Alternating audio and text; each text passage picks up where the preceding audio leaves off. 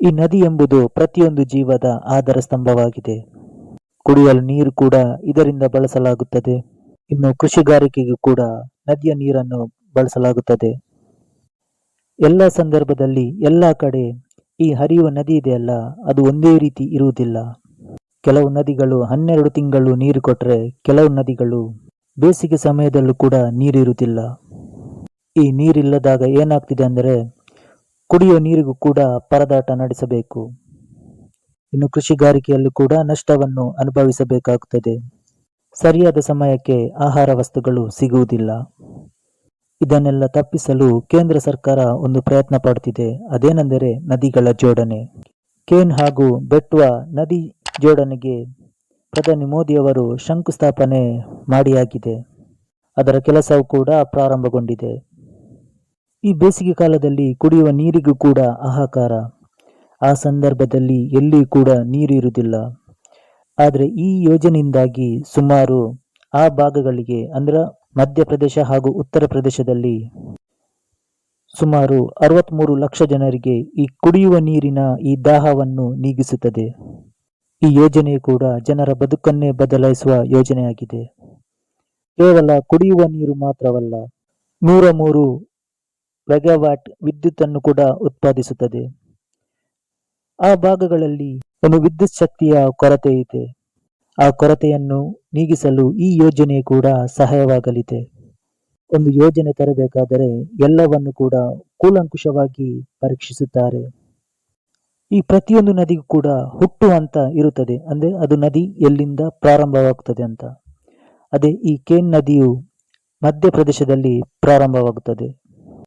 ಈ ಬೆಟ್ವಾ ನದಿಯು ಕೂಡ ಮಧ್ಯಪ್ರದೇಶದಲ್ಲಿ ಕೂಡ ಹುಟ್ಟುತ್ತದೆ. ಈ ಎರಡು ನದಿಗಳು ಕೂಡ ಯಮುನಾ ನದಿಯ ಉಪನದಿಗಳು. ಈ ಯೋಜನೆಯಿಂದಾಗಿ ಏನಾಗ್ತಿದೆ ಅಂದ್ರೆ ಆ ಭಾಗಗಳಲ್ಲಿ ಉದ್ಯೋಗ ಸೃಷ್ಟಿ ಹೆಚ್ಚಾಗುತ್ತದೆ. ಆಗ ಜೀವನ ಮಟ್ಟವು ಕೂಡ ಸುಧಾರಿಸಬಹುದು. ಕೆಲವೊಂದು ರೈತರ ಸಮಸ್ಯೆಗಳು ಕೂಡ ಪರಿಹಾರವಾಗುತ್ತದೆ. ಕುಡಿಯುವ ನೀರಿನ ಸಮಸ್ಯೆಯು ಕೂಡ ಪರಿಹಾರವಾಗುತ್ತದೆ. ಇದರಲ್ಲಿ ಯಾವುದೇ ರೀತಿಯ ಅನಾನುಕೂಲಗಳು ಇಲ್ಲ. ಆಗ ಅಲ್ಲಿನ ಜನರಿಗೆ ಒಂದು ನೆಮ್ಮದಿಯ ಜೀವನ ನಡೆಸಲು ಸುಲಭವಾಗುತ್ತದೆ. ಇನ್ನು ಈ ಯೋಜನೆಯಿಂದಾಗಿ ಸರ್ಕಾರಕ್ಕೂ ಕೂಡ ಲಾಭದಾಯಕವಾಗಿದೆ. ಒಂದು ವಿದ್ಯುತ್ ಶಕ್ತಿಯ ಕೊರತೆಯನ್ನು ನೀಗಿಸಬಹುದು. ಕುಡಿಯುವ ನೀರಿನ ಸಮಸ್ಯೆ ಇದೆಯಲ್ಲ, ಅದು ಕೂಡ ಬಗೆಹರಿಯುತ್ತದೆ. ಇನ್ನು ನಿರುದ್ಯೋಗಿ ಸಮಸ್ಯೆಯು ಕೂಡ ಸ್ವಲ್ಪ ಮಟ್ಟಿಗೆ ಕಡಿಮೆ ಆಗುತ್ತದೆ. ಪ್ರಾಣಿ ಪಕ್ಷಿಗಳಿಗೂ ಕೂಡ ವರದಾನವಾಗಲಿದೆ. ಇದೊಂದು ಅಟಲ್ ಬಿಹಾರಿ ವಾಜಪೇಯಿ ಅವರ ಕನಸಾಗಿತ್ತು. ಈ ಕನಸನ್ನು ಪ್ರಧಾನಿ ಮೋದಿಯವರು ನನಸು ಮಾಡಲು ಹೊರಟಿದ್ದಾರೆ. ದೇಶದ ಈ 2 ನದಿಗಳು ಮಾತ್ರವಲ್ಲ, ಇನ್ನು ದೇಶದಲ್ಲಿರುವ ಬೇರೆ ಬೇರೆ ನದಿಗಳನ್ನು ಕೂಡ ಜೋಡಣೆ ಮಾಡುವ ಯೋಜನೆ ಇದೆ. ಈ ಯೋಜನೆಯಿಂದಾಗಿ ಸುಮಾರು 10 ಲಕ್ಷ ಹೆಕ್ಟೇರ್ ನೀರನ್ನು ಒದಗಿಸುತ್ತದೆ. ಅದರಲ್ಲಿ ಯುಪಿಗೆ 2 ಲಕ್ಷ ಹಾಗೂ ಮಧ್ಯಪ್ರದೇಶಕ್ಕೆ 8 ಲಕ್ಷ. ಈ ಯೋಜನೆಯಿಂದಾಗಿ ಆ ಭಾಗದಲ್ಲಿ ಉಂಟಾಗುವ ಪ್ರವಾಹಗಳನ್ನು ಕೂಡ ಕಡಿಮೆಗೊಳಿಸುತ್ತೆ. ಇದರಿಂದ ಆಸ್ತಿಪಾಸ್ತಿ ನಷ್ಟ ಉಂಟಾಗುವುದನ್ನು ಕೂಡ ಸ್ವಲ್ಪ ಮಟ್ಟಿಗೆ ಕಡಿಮೆ ಆಗುತ್ತೆ. ಈ ಯೋಜನೆಯನ್ನು ಪ್ರಾರಂಭಿಸುವುದು ಕಷ್ಟವಲ್ಲ, ಆದರೆ ಅದನ್ನು ನಿಭಾಯಿಸುವುದು ತುಂಬಾ ಕಷ್ಟ.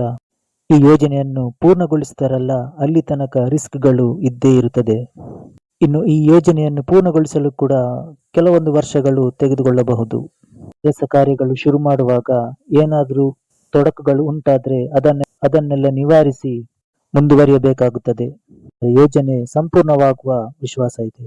ಇನ್ನು ಮುಂಬರುವ ದಿನಗಳಲ್ಲಿ ನೆಕ್ಸ್ಟ್ ಯಾವ ನದಿಯ ಜೋಡಣೆಯನ್ನು ಮಾಡ್ತಾರೆ ಅಂತ ಕಾದು ನೋಡಬೇಕಾಗಿದೆ.